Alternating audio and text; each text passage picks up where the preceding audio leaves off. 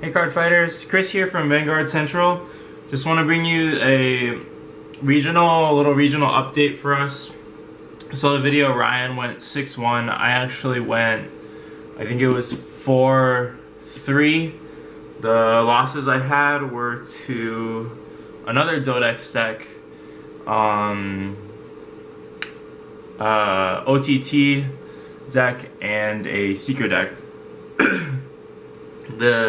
The mirror match loss was really unfortunate because I was at 3 and I no guarded his root flare, and then he double crit me, and that was that. So that being said, I couldn't really post this because it's a little bit different.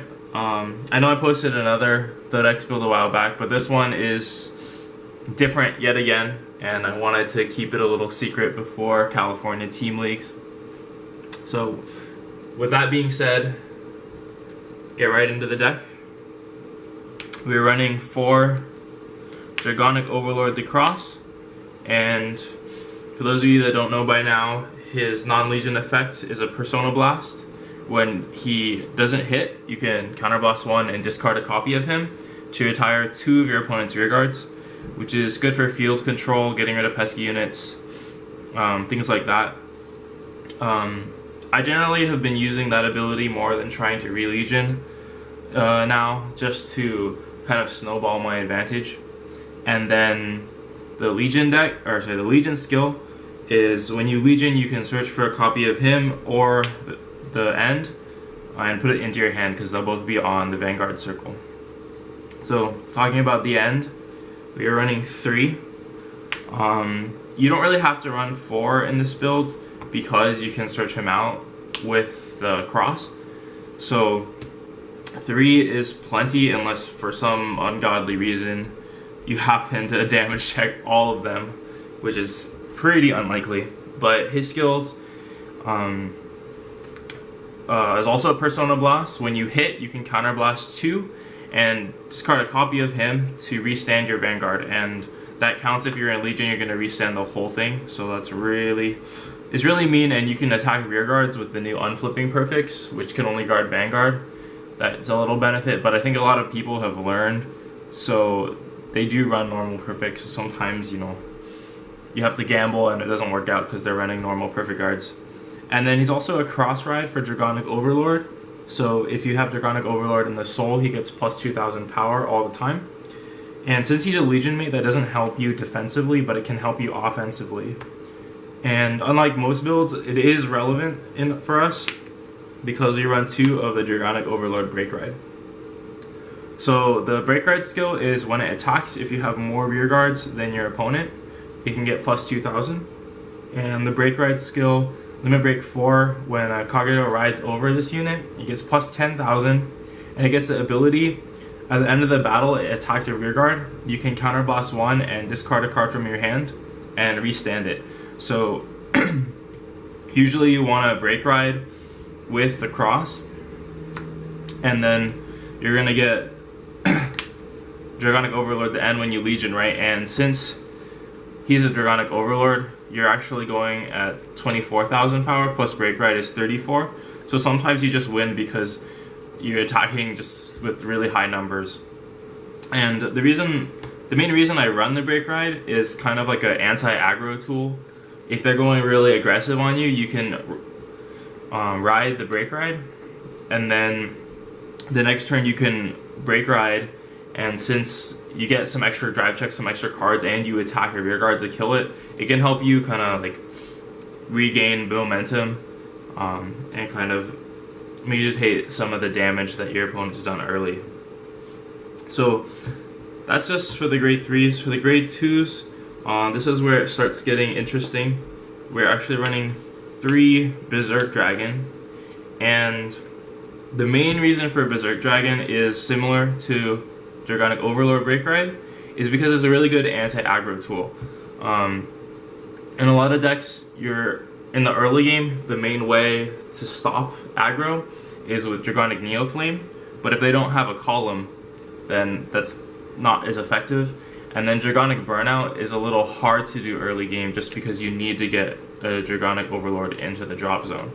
So by using Berserk Dragon, if your opponent like, you know, calls 3 attackers, you can just take some of the hits and then Berserk Dragon away one of their attackers and then attack the other one to kind of like, you know, stop their offense and put them on the defensive. So that works really well. It does cost a lot of counterboss, which can be an issue, but the main thing to note is you're really only using it in that situation where you're really behind, and it's not too bad in that situation. So next, we're running 4 Burning Horn Dragon, which is the 12k attacker for Overlord when you have an Overlord Vanguard. And there's not really much to say about him. He's really good for just being able to hit on his own, and you can play him at grade 2 and he'll basically be able to hit everything going all the way up. And now that I'm running him again, in my last build I wasn't running him, so I also didn't run Calamity Towers, but playing him lets me run them without fear of having a bad booster. So then the last grade 2 is Perdition Dragonite Saba. So he's actually also a 12k attacker, but he's a 12k attacker when your opponent has no rear guards in the same column as him.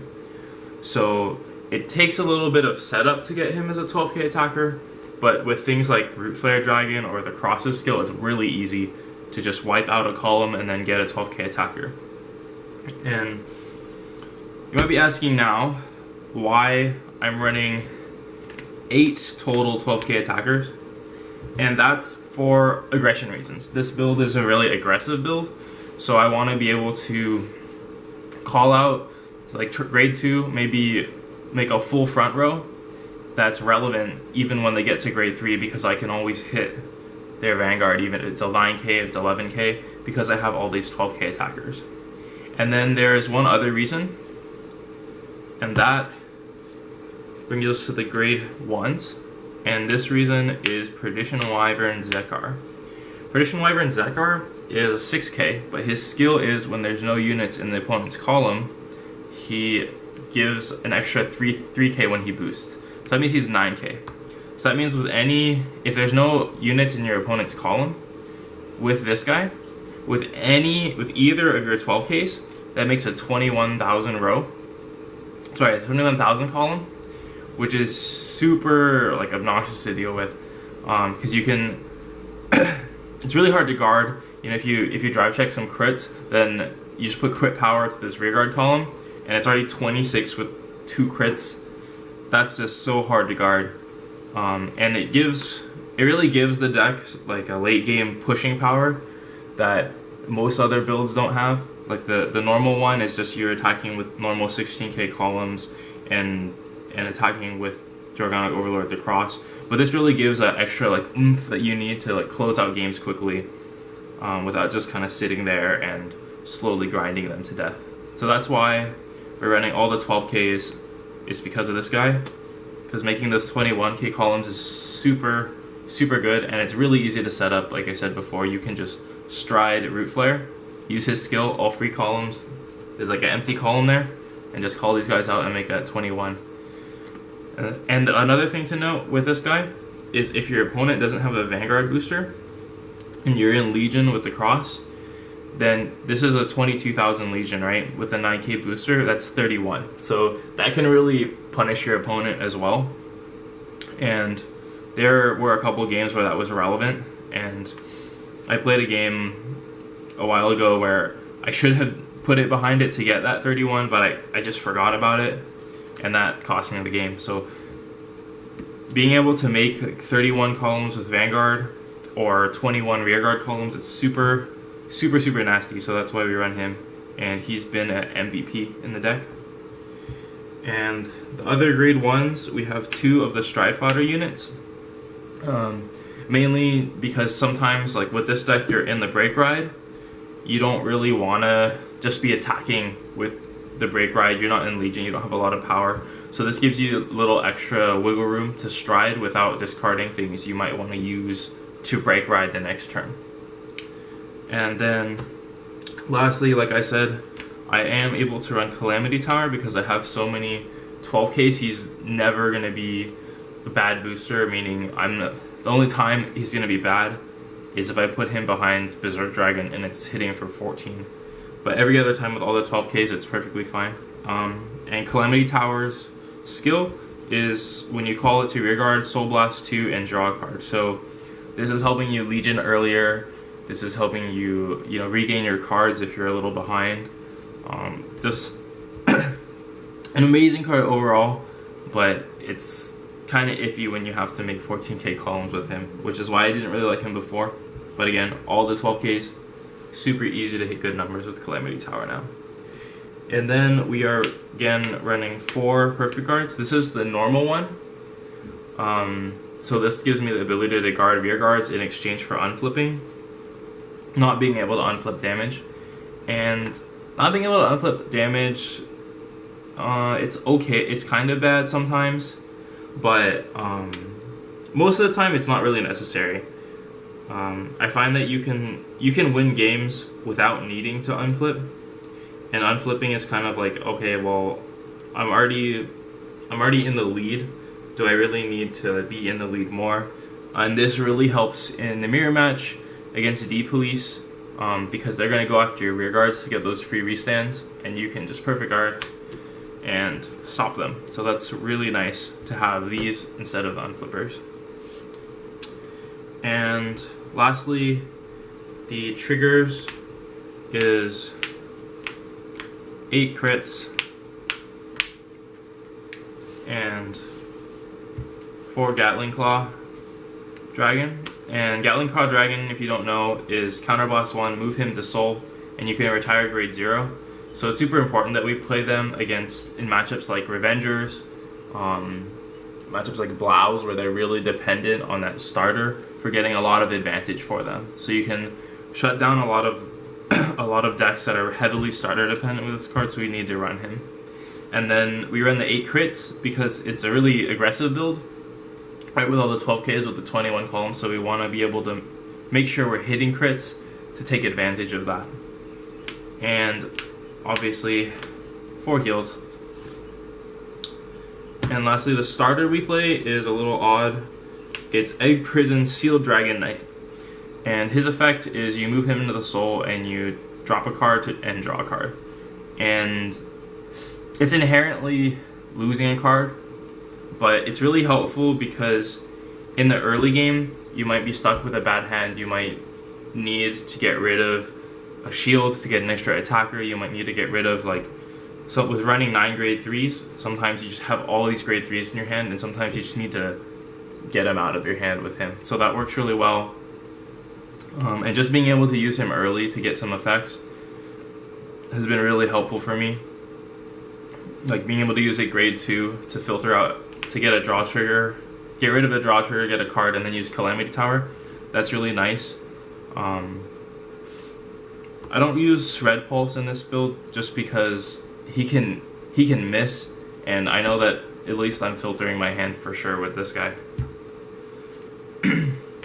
And lastly, the G-Zone is pretty straightforward. It's just 4 Root Flare Dragon, kill the columns. If you don't know, he's just a Generation Blast is what some people are calling it. You unflip a copy of himself in the G-Zone, and then if there are 2 or more face up in the G-Zone, you can retire a whole column.